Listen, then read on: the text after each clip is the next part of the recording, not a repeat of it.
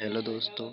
तो आज का हमारा टॉपिक है हमारा पर्यावरण, जो कि साइंस से यानी विज्ञान से है हमारा। तो चलिए मैं आज इनमें कुछ महत्वपूर्ण प्रश्न लेकर आया हुआ हूँ आपके सामने। तो इसे बहुत ध्यान से सुनिएगा, मैं उदाहरण सहित एक एक करके आपको बताऊंगा। तो वीडियो को बिना स्किप किए पूरा देखिएगा, और वीडियो पसंद आए तो लाइक कर जरूर करिए, और आप लोग मेरे चैनल पे नए हैं तो सब्सक्राइब जरूर करें, ताकि इसी तरह के वीडियो आप सबसे पहले देखने को पाएँ। चलिए सबसे पहला प्रश्न आप लोगों के सामने मैं लेकर आ रहा हूँ। देखिए, क्या कारण है कि कुछ पदार्थ जैव निम्नलिखित होते हैं और कुछ अजैव निम्नीकरणीय? ये हमसे पूछा है क्या कारण है। हमसे कारण पूछा है कि क्या कारण है कुछ पदार्थ, जैसे कुछ पदार्थ चाहे जो मान लीजिए जैव निम्नीकरणीय होते हैं और कुछ अजैव निम्नीकरणीय होते हैं। तो इसके आंसर में मैंने छोटा सा लिखा हुआ है, आप लोग इसे समझ कर छोटा में बता दे रहा हूँ कि आपको कैसे आप लोग इसे शॉर्ट में बता सकते हैं। तो चलिए इसको मैं पढ़ देता हूँ। कुछ पदार्थों का जीवाणु अथवा दूसरे मृत जीवियों यानी कि स्पोरोस्टेस द्वारा अपघटक हो जाता है, परंतु कुछ पदार्थों का अजैव प्रक्रम द्वारा अपघटन नहीं हो पाता है। यानी कि क्या कह रहा है, पदार्थों का अजैव प्रक्रम अपघटन अपघटन जो है उनका नहीं हो पाता है। अतः सब्जियों के अवशिष्ट, जंतुओं के अवशिष्ट, पत्ते आदि अजैव निम्नीकरणीय है। जो हमारे लिए हानिकारक, मान लीजिए कह सकते हैं आप लोग, जो हमारे लिए हानिकारक है अवशिष्ट पदार्थ, जो मनुष्यों के अवशिष्ट, सब्जियों के अवशिष्ट, जीव जंतुओं के अवशिष्ट, पत्तों, ये सब क्या है, निम्नीकरणीय है। क्योंकि जीवाणु और कवक जैसे सूक्ष्म जीव इन्हें इन्हें जटिल से सरल कार्बनिक पदार्थों में बदल सकते हैं। हम कह सकते हैं कि कुछ जो पदार्थ होता है, जो हम ये सूक्ष्म जीव होते हैं, जो जटिल जटिल से सरल, ये जो हमारे क्या कहते हैं अवशिष्ट पदार्थ होता है, इन्हें कितना भी जो कठिन रहे, इसे सरल में क्या बना पदार्थों में बदल सकते हैं। ये सूक्ष्म जीवों में ये बदल सकते हैं। जबकि प्लास्टिक, पॉलीथीन आदि अजैव निम्नीकरणीय है, क्योंकि इनका अपघटन नहीं हो पाता है। अब जैसे कि प्लास्टिक है और पॉलीथीन है, इसको वह लोग सूक्ष्म जीव नहीं बना सकते हैं। क्या करते हैं, सूक्ष्म जीव नहीं बना सकते हैं, हानिकारक पदार्थ नहीं बना सकते हैं। इसलिए क्या है, अजैव निम्नीकरणीय है, क्योंकि इनका अपघटन नहीं हो पाता है। उसके बाद हमारा सेकंड वाला है। सेकंड में क्या कह रहा है, यहाँ देख सकते हैं, ऐसे दो तरीके सुलझाइए जिनमें जैव निम्नीकरणीय पदार्थ पर्यावरण को प्रभावित करते हैं। ऐसे दो तरीके दो तरीके हमें सुझाना है जिनमें जैव निम्नीकरणीय पदार्थ पर्यावरण को प्रभावित करते हैं। अभी हमने बताया है आपको कि जैव निम्नीकरणीय जो पत्ते, और उसके बाद जीव जंतुओं के जो विशिष्ट पदार्थ होते हैं, जो अवशिष्ट पदार्थ होते हैं, उन्हें को हमें समझाना है कि कैसे ये जो पर्यावरण है हमारा, इसको कैसे प्रदूषित कर रहे हैं। तो जो हमारा ये जैव निम्नीकरणीय पदार्थ पर्यावरण को निम्न दो तरीकों से प्रभावित करते हैं। हम इन्हें दो तरीकों से हम बता रहे हैं। तो सबसे पहला तरीका है जो हमारा फर्स्ट वाला है, क्या कह रहा है, पौधों तथा जंतुओं के अवशेष के अपघटन यानी कि डेकोम्पोसिशन से वातावरण दूषित होता है तथा दुर्गंध यानी कि फॉल ए स्मेल फैलाती हैं, जिससे आसपास रहने वाले लोगों को परेशानी होती है। जैसे आप लोग को मैं एक छोटा सा उदाहरण देकर समझा रहा हूँ कि जैसे आपके गले में या कहीं कुत्ता मर जाता है, तो उसे कहीं जाकर दूर फेंक आते हैं। अगर आप कुछ दिन मतलब 2 दिन 3 दिन बाद अगर आप उसके पास से गुजरते हैं या कुछ दूरी से गुजरते हैं तो आपको एक दुर्गंध की स्मेल आती है। तो उससे क्या होती है, हमारा जो पर्यावरण है वह अशुद्ध हो जाता है, यानी कि हमारे पर्यावरण पर सीधे क्या होता है, प्रभाव पड़ता है। उसके बाद यहाँ देख लीजिए, दो मैंने यहाँ 3 लिख दिया है, बट ऊपर 2 ही लिखा है दोस्तों, बट 3 लिख लीजिए, आप लोग लिख सकते हैं। कूड़े कचरे के ढेर पर अनेक प्रकार की मक्खियाँ, मच्छर आदि पैदा होते हैं जो कई प्रकार के रोगों के वाहक होते हैं। जैसे कूड़े कचरे दोस्तों, अगर गांव में अक्सर होता है दोस्तों कि लोग कूड़ा कचरा लेकर जाते हैं, वही फेंक देते हैं, रोड पे फेंक देते हैं और कहीं फेंक देते हैं। तो वह सब्जियों की ढेर जब थोड़ा सा सड़ती है तो उस पे मक्खियाँ बैठती हैं, उसके बाद मच्छर वहाँ आदि पैदा होते हैं जो कई प्रकार के मतलब रोगों, वह जब मच्छर हमें आके काटते हैं वहाँ से आकर के जो उनके पैरों में अनेकों प्रकार के जो जीवाश्म होते हैं मतलब उसमें छुपे रहते हैं। उसके बाद जो हानिकारक मतलब हानिकार यहाँ देख लीजिए दोस्तों, नेक्स्ट थोड़ा सा गलती हो जा रही है यहाँ तीसरा देखिए, methane gas, hydrogen sulphide gas, CO2 gas अपघटन प्रक्रम में निकलते हैं जिसमें प्रदूषण बढ़ता है। यानी कि methane gas, hydrogen sulphide gas, CO2 gas अपघटन प्रक्रम से निकलते हैं। मतलब ये जानते हैं दोस्तों कि आप लोग देखे होंगे बड़ी बड़ी फैक्ट्रियाँ होती है जिनमें से बहुत अधिक धुएं निकलते हैं, प्रदूषित जल भी निकलते हैं दोस्तों। और उसके बाद CO2 मतलब कार्बन डाइऑक्साइड भी निकलती है। तो उससे क्या होता है, हमारे जो प्रदूषण है उस पर अधिक प्रभाव पड़ता है। तो चलिए हमारा अब तीसरा है,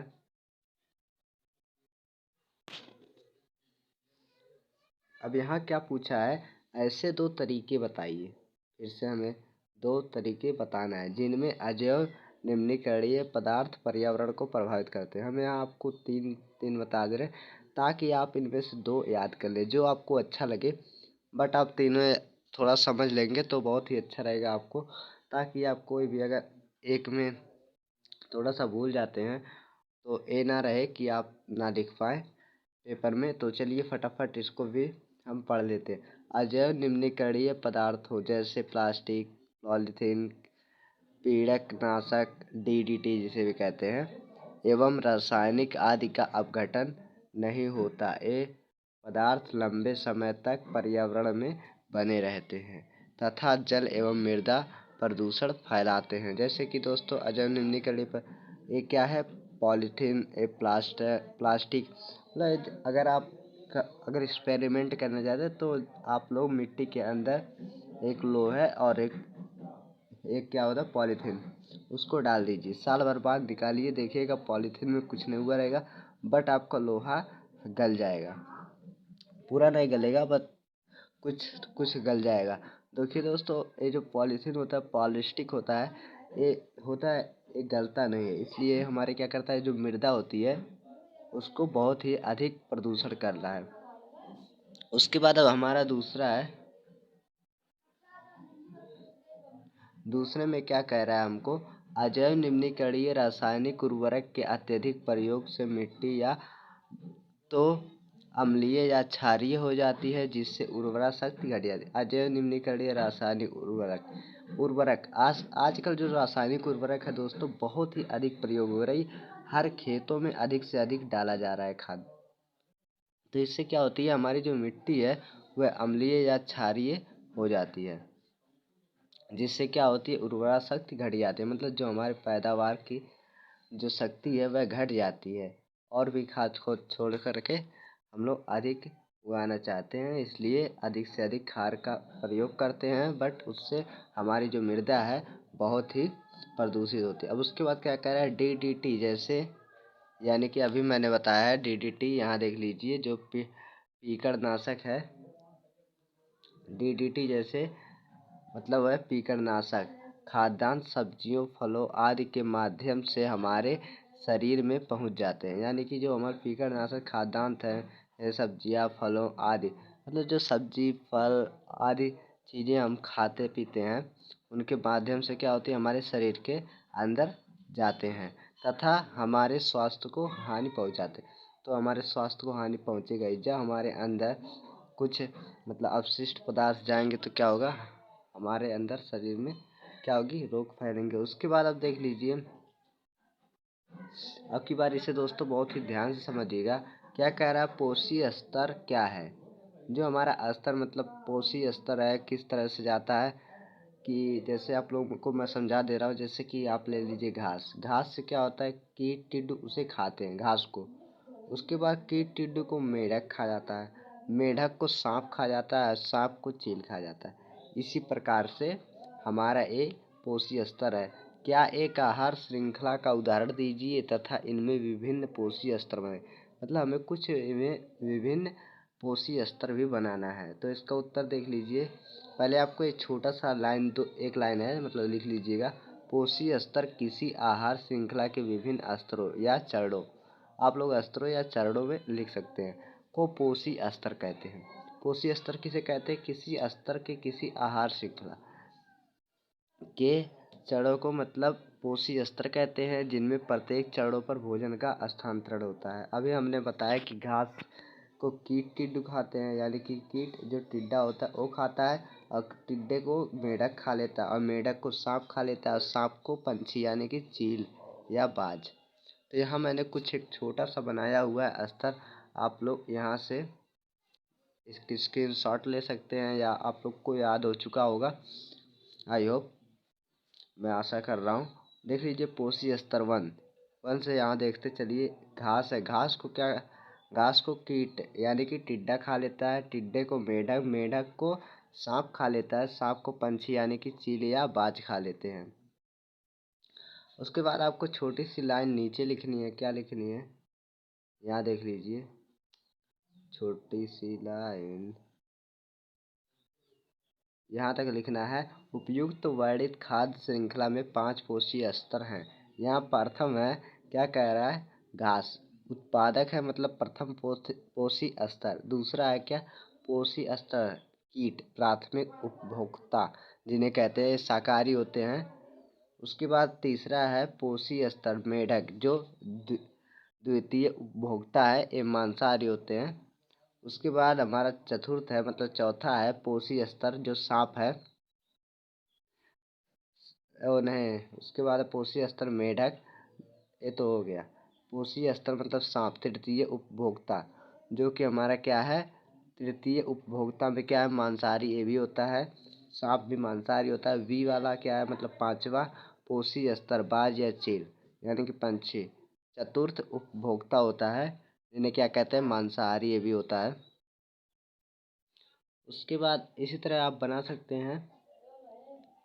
उसके बाद हमारा नेक्स्ट है। नेक्स्ट में क्या कह रहा है, परितंत्र में अपमार्जकों डेमोप्रोसेस की क्या भूमिका है। परितंत्र में अपमार्जकों डेमोप्रोसेस की क्या भूमिका है।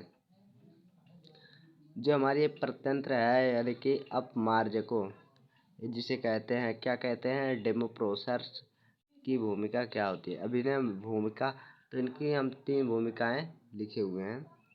प्रथम यानी कि पहला है जीवाणु और कवक। जो जीवाणु होते हैं और कवक जैसे मतलब सूक्ष्म जीव मृत जैव अवशेषों का अपमार्जन करके जटिल कार्बनिक पदार्थों को सरल कार्बनिक पदार्थों में बदल देते हैं, ताकि पौधा द्वारा पुनः उपयोग में लाए जा सके। यानी कि ये दोस्तों जो होते हैं, एक पूरे को उससे खा पी करके बराबर कर देते हैं।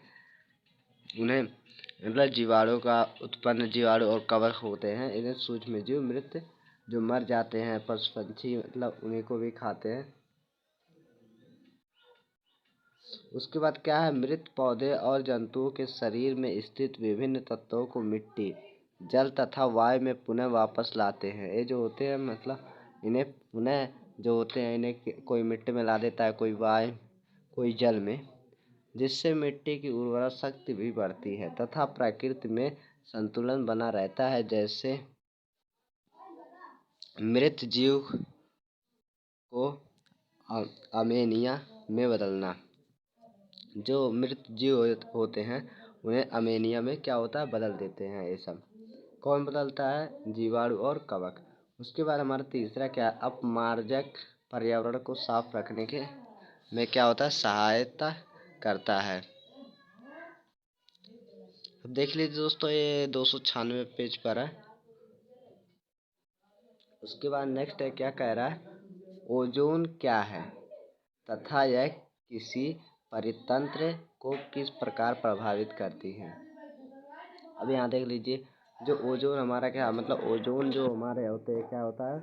जो परत, एक वायुमंडल में हमारी परत है, ओजोन के नाम से जाना जाता है, तथा यह किसी परितंत्र मतलब किसी परितंत्र को किस प्रकार प्रभावित करती है, किसी भी गैस या और कुछ को किस प्रकार से ये प्रभावित करती है। तो मैं इसको स्टेप बाय स्टेप बता रहा हूँ, बट आप इसको स्किप मत कीजिएगा। अभी तक आप लोगों ने अगर स्किप किया तो इसे स्किप मत कीजिएगा, क्योंकि अगर आप इसे स्किप कर देंगे तो बिल्कुल भी समझ में नहीं आएगा। तो इसे देख लीजिए, ऑक्सीजन के 3 परमाणु मिलकर ओजोन, यानी कि O3 ऑक्सीजन मतलब मिलकर 3 ऑक्सीजन मिलकर मतलब 3 परमाणु मिलकर ओजोन परत, इसलिए इसे क्या कहते हैं? ऑक्सीजन के 3 परमाणु मिलकर, इसलिए O3 लिखा गया है कि एक अणु का निर्माण करते हैं। मिलकर क्या होता है? एक अणु का क्या होता है दोस्तों? परमाणु को मिलाकर क्या बनता है? अणु मिलता है। तो तीन परमाणु मिलाकर क्या बना? एक अणु का निर्माण किया गया है। तो उसमें क्या हो जाता है? वायुमंडल के उच्च स्तर पर बैगनी जो पराबैंगनी कीड़े होते हैं, जिसे यूवी के नाम से जाना जाता है, विकिरण के कारण ऑक्सीजन O2 अणुओं से ओजोन बनाती है। मतलब ये जो होता है पराबैंगनी कीड़े, इसके विकिरण के कारण ऑक्सीजन O2 अणुओं को से ओजोन बनाती है। इसलिए ऑक्सीजन 2 तब मतलब दो ऑक्सीजन परमाणुओं को मिलाकर क्या बनाती है? ओजोन परत बनाती है। उच्च ऊर्जा वाले पराबैंगनी विकिरण ऑक्सीजन अणुओं को मतलब O2, फिर से कहा गया है, O2 को विघटन कर स्वतंत्र ऑक्सीजन O परमाणु मुक्त करते हैं। यानी कि जो होता है, आप पहले देखिए दोस्तों, O3 था, O3 से O2, उसके बाद O पे आ जाता है, यानी कि ऑक्सीजन वनली ऑक्सीजन आ जाता है। उसके बाद क्या हो जाता है? ऑक्सीजन के ये स्वतंत्र परमाणु संयुक्त होकर ओजोन बनाते हैं, जैसे कि समीकरण में दिखाया गया है। अब देख लीजिए समीकरण में मतलब किस प्रकार से हमारा रहता है, मैं समीकरण में दिखा दे रहा हूँ। O2 देख लीजिए यहाँ दोस्तों, O2 है, O2 से मतलब एक परत है पूरी, पराबैंगनी कीड़े आ रही हैं, जिसे O+O, जिसे O2 हो जाता है, O+O2 बराबर क्या? O3। इसी प्रकार आपको एक छोटा सा लिखना है, सूत्र लिख सकते हैं, नहीं तो नहीं लिखना है तो नहीं लिखिए, समीकरण लिख सकते हैं। अब ये दोस्तों आंसर पूरा राइट नहीं हुआ है, इसे भी थोड़ा सा लिखना है। आपको क्या लिखना है? वायुमंडल के ऊपरी स्तर पर ओजोन का आवरण सूर्य से आने वाली पराबैंगनी विकिरणीय विकिरण से पृथ्वी को सुरक्षा प्रदान करती है। यह विकिरण जीवों के लिए अत्यंत हानिकारक होता है। उदाहरण के लिए यह विकिरण मानव में त्वचा का कैंसर उत्पन्न करती है, अतः ओजोन परितंत्र को नष्ट होने से बचाती है। यानी कि जो होता है दोस्तों, ये जो क्या कहते हैं, यह विकिरण मानव की त्वचा को क्या होता है? कैंसर पकड़ा देता है। जो इनका त्वचा होता है, हम लोग का त्वचा है दोस्तों, उनको उनमें कैंसर पकड़ा देता है, कैंसर हो जाता है। इस ओजोन परत है जो हमारी रक्षा कर रहा है। उसके बाद हमारा नेक्स्ट है, आप कचरा निपटाने की समस्या कम करने में क्या योगदान कर रहे हैं? किन्हीं 2 तरीकों का वर्णन कीजिए। अब हम दोस्तों, जैसे कि आप लोग कई प्रकार से कर रहे हैं, तो आप अपना भी यहाँ पर अपना विचार लिखना है, आप लिख सकते हैं। तो मैंने क्या लिखा है दोस्तों, 2 कह रहा है पर मैं 3 लिख के आपको दिखा रहा हूँ दोस्तों, ताकि आपको कोई भी प्रॉब्लम ना हो। कचरा निपटाने की समस्या कम से करने के तरीके निम्नलिखित हैं। 2 तरीके पूछे हैं। उसके बाद देख लीजिए, यहाँ मैंने 3 तरीके। पहला है, कचरा फेंकने के पूर्व जैव निम्नीकरणीय तथा अजैव निम्नीकरणीय पदार्थों का पृथक यानी कि अलग कर लीजिए।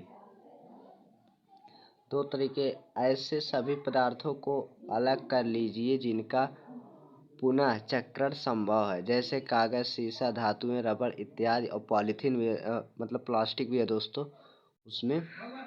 तो इन सबको मतलब फिर से बनाया जा सकता है। इसको गला दिया जाता है फिर से, उसके बाद इसका फिर से निर्माण किया जाता है। उसके बाद तीसरा है, हमें जैव निम्नीकरणीय पदार्थों का ज़्यादा से ज़्यादा प्रयोग करना चाहिए। जो जैव निम्नीकरणीय पदार्थ दोस्तों, उनका अधिक से अधिक हमें उपयोग करना चाहिए। उसके बाद दोस्तों अब आपको कुछ आंसर देना है, यहाँ मैं पूछूंगा उसके बाद आंसर भी बताऊंगा।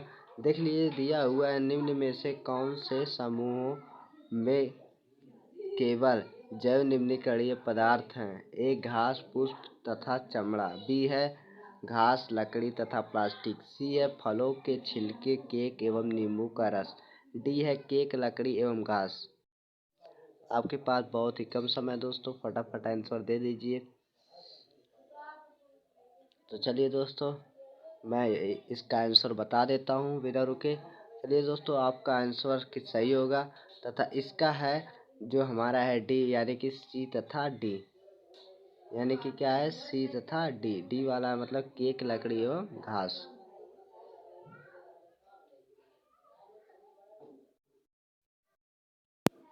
चलिए दोस्तों, ये सब तो आप उससे आंसर पा जाएंगे। तो चलिए दोस्तों, वीडियो ज़्यादा लॉन्ग हो जा रही है, तो अब मिलते हैं अगले वीडियो में। तब तक के लिए बाय बाय।